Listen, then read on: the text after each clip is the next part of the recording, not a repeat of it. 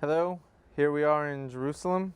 I'm Harry Rosenberg, and this is Remy Ilona. Remy has traveled here from Nigeria, well, really from Florida. He's studying at the Florida International University, but he comes from Nigeria, from the Igbo tribe, otherwise pronounced Igbo.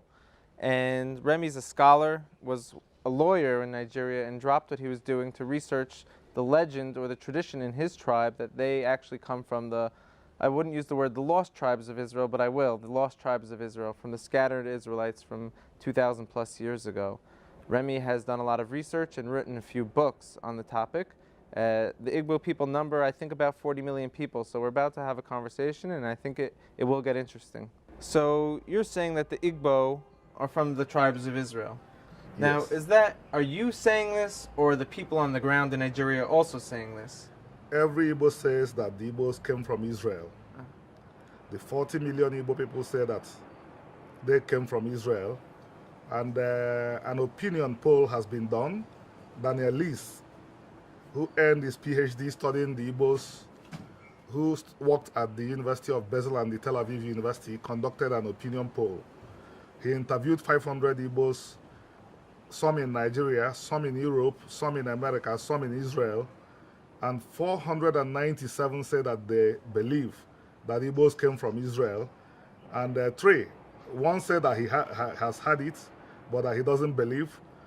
Two said that they don't believe, but they spoke further, and it was clear that why they don't believe is because they have the wrong notion that there are white people and the black people in the world, and they wrongly believe that the people of Israel are white. They didn't know about the existence of the Ethiopian Jews. And they also did not take cognizance of the fact that a lot of Igbos could comfortably fall into the category of white people from their complexions. I understand. So time out. This is pretty fascinating. You're saying that there's 40 million people in Nigeria who have an identity that they come from the house of Israel, from the people of Israel. Yeah, who also have oral traditions to back it up, and whose lived experiences are unquestionably Jewish. Okay, that's great. We'll talk about those customs in a little bit. I'd like to just touch on what you said before about the concept of black and white. Now, you are darker skin complexion, I'm a whiter skin complexion. How is it possible we come from the same people? You have siblings and I have siblings. And if we take a very, very closer look at the complexions, your sibling doesn't have your complexion, my siblings don't have my complexion. Move these individuals to different parts of the world. Move one to West Africa, where the equator, which is very, very close to the equator.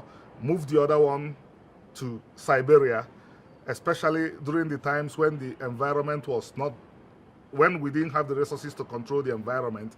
Let the individuals depend on nature, whatever they could find. You will see over time the features will start to change. The ones in West Africa will begin to get darker because they won't have air conditioners. They would simply operate in the sun, rely on whatever they could lay hands on. But the ones in the north, with time, the nostrils will start to close, because if they keep on gulping in the very cold air, with time they will freeze to death. So they will start adjust, and over time, the adjustment will enter into the blood. The children will begin to take on the features too that came about as a result of adjustment. We have seen these things happening. When we are younger, we were of course very, very light in complexion. If you take a look here, this part doesn't get exposed to the sun like this part. You see that this place is lighter. Likewise, if you take a picture, if you take a look at my children, they are much more lighter than I am now, but when I was their age, I was lighter than they are now. I understand your answer. That's certainly how we can understand how humans around the globe have taken on different features. Let's say for the past 2,000 years, though, specifically when we're scattering, from my perspective, I don't find it to be a big deal that you have an ancient family of maybe hundreds of thousands of people scattering to four corners of the earth. And as we know about European Jews as well, they took on women from Europe to marry into the tribes. genetic mixing was almost inevitable with the scattering of the house of Israel. So 2,000-something years later, we shouldn't be surprised that the descendants or the children of these people, which specifically we know the people of Israel weren't pure-blood Israelite only, they allowed converts at the time as well. We just don't know who was marrying who at the time of the temples of King Solomon and the Second Temple, now that they scattered. So for you and I, we don't make that an issue, do we? It's not very, very important, because what unites us, even from the Torah itself, is the culture. Right. It's culture that makes Israel distinct, not biology. So in a world today of racial tension, so to say, where people are divided by color, that simply doesn't exist between us. It doesn't, because right from day one, Israel was never one color. Esau and Jacob were twins, but they had different colors. And if you moved on further, you will see that race was certainly not an issue in Israel. It was culture. If that's the case, then we're giving too much time to this topic. Unfortunately, the world, they're still dealing with this, but we're beyond that, right? And we will help the world to resolve it. We'll help the world, but we'll move forward in this conversation right now. Yeah. So now I'd like to ask you furthermore. You said that it's not a simple idea that was planted in your mind that you're from the people of Israel. You have oral tradition, and your entire culture reflects Israelite culture, so to say. Yeah. Maybe you want to give an example or one or two. Let me ask you a question first before you do. A simple thing. Do you circumcise on the 8th day? Every Igbo is circumcised on the 8th day, and the Igbo people have been circumcising their males on the 8th day since immemorial times. Yeah. Fascinating. And now you have a word for the Torah or for God in your culture? The Igbo word or the Igbo phrase for the Igbo culture is omenana. If you translate it to English, what you have is things, commandments you observe in the land. Well, that's interesting, because when you look at the Torah, a lot of it is based on the actual things that we have to do when we're in the land of Israel. Yeah. We made sure we retain that, so that because the retention of that helped us to observe the commandments. And now at the time that the Igbo went into exile, I'm trying to put this into perspective of when this happened so we understand what culture they might have retained and what happened in Israel after they left. So this was around the Babylonian exile, the Igbo were? Yes. My studies, my probing indicates that we were the group that moved into Egypt, while you were the group that moved into Babylon. We are taken into Babylon. Right, so historically, this was at the destruction of the first temple before the second temple was built.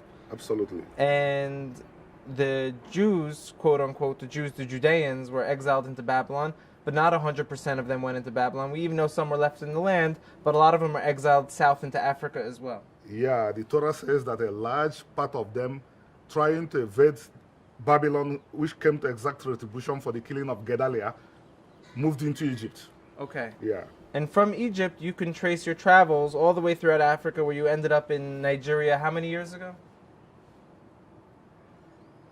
We have been in Nigeria more than 1,000 years, but I think we moved around, lived around North Africa and other parts of West Africa for at least 1,000 years, and the roots are very, very clear, because life continued in the roots until even modern times. So here's where I'm going with this. So you left Israel at the time of the Babylonian exile. You were in Africa. So by the time that the Judeans returned to Israel with the Second Temple, with Ezra and Nehemiah, and came back from, not all of them came back, but a large percentage did, they settled the land, and they started to codify the law and write down laws of Israel. And eventually, a few hundred years later, they redacted the laws and they made an oral law, and this became what the Jewish law is today. But by the time that was all happening, you were already deep in Africa, lost. Yeah, but interestingly, to show you that those laws belong to all of Israel, we see those laws that the people that went to Babylon codified in Omenana. Yeah, everything that was codified and called the oral law, the Mishnah, Gemara, and the Talmud, you find them in Omenan as well, which means that the group in Babylon simply wrote it down, while the group that moved into Egypt and moved into the hinterland of Africa continue with their continue to live it. And this is obviously what your books speak about a little bit. Yeah. I think on the title of your book you said the largest Jewish diaspora. The Igbos and Israel, an intercultural study of the largest Jewish diaspora. That's great. Yeah. It's phenomenal. Okay, so we can move on a little bit now. Now, you and I are having this conversation. Does anyone else in the world know about this? I recall, I'd like to bring up, we were at a university together, actually at a scholarly conference where there was professors there from Hebrew University, Tel Aviv University, University of Utah, and this conference was specifically designated to talking about the Igbo-Israel connection. We both spoke at this conference. How did you feel about that conference? That conference was very, very good because it was an opportunity for people in academia to have access to what we call primary sources. Because all along we know that they have not had access to primary sources. They have relied mainly on works done by people that did not know the culture and did not know the history very well. Mm-hmm. Okay, that's amazing. I spoke alongside you there, and we addressed something very interestingly. Not only did we make it very clear and understandable that there is a connection with the Igbo tribes and the people of Israel. There's a history and it's real, and we're going to move forward doing something together. I also spoke about something which could be a little controversial, which is the Hebrew Israelite phenomenon in America, where you have descendants of the transatlantic slave trade identifying with being of the children of Israel. Now, can you tell me, in this transatlantic slave trade, was there any Igbo blood? 31% of the African American population is believed to be of Igbo ancestry, because Igbo land suffered more from the slave trade than any other part of Africa. And the Igbos were dumped in places that are presently the United States of America, more than in other parts of the Americas. Mm-hmm. So definitely, a lot of the group identified as African Americans today have Igbo ancestry. The question now is for us to know who and who descended, and a few of them have gone ahead to do their DNA studies. And what we see is that they have Igbo roots. We have T.D. Jakes, we have Forrester Whitaker. That's very fascinating. I mean, we know that Israel isn't, like we mentioned before, pure blood only. It doesn't have to be you are a direct descendant of the house of Israel to be part of the house of Israel, because the Torah is very clear that people can join the house of Israel. But if the 31% of the slave trade you're saying was made up of Igbo, now today, with all the marrying, everyone marrying each other, we could assume there's Igbo blood scattered throughout the whole African-American diaspora. Is that correct? We can assume that because with the intermarriage, they were mixed together.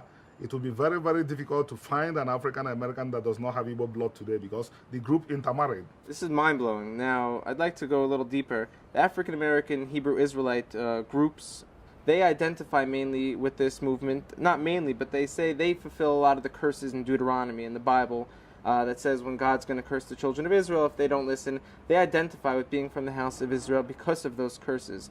What we're trying to suggest here maybe is that could be true, very well true. That's not the only reason that they are from the children of Israel. If you follow where they actually came from, there is a clear trace. I say there's no smoke without a fire. Look where the slave ships came from. Look where they came from. There's Hebrew Israelite culture. There's the people of Israel saying that they're right there. And Olaude Equiano, whom I'm sure some of them may have had access to, spoke about this and wrote about this as far back as the 17th century. This guy was captured at the age of 9 as a slave. He made his way to England, educated himself, bought his freedom. Once he saw the Jews, he said, these are the Igbos. He almost said that these are the Igbos. He compared the traditions, compared the culture, even went as far, I'll be a little bit funny here, he said they wore beards like our ancestors wore their beards.